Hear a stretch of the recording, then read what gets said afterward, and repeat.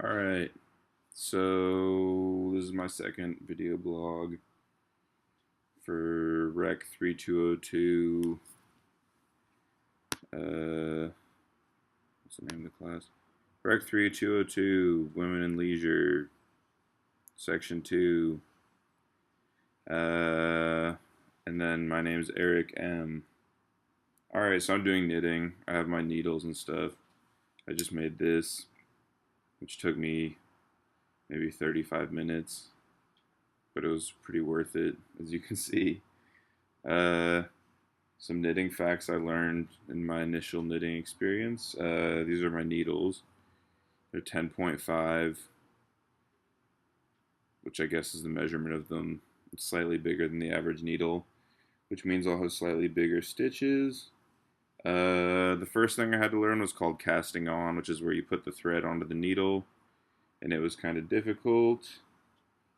But I got that on there, and I'm not like intending to do it again. I'm just gonna work off this thing for a while.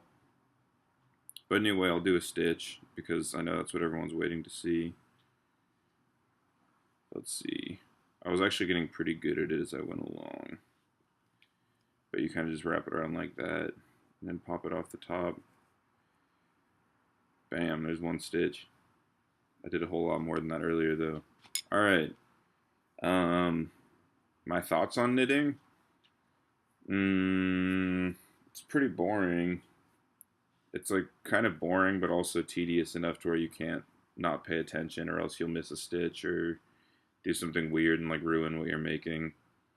So it's kind of a strange mixture between um,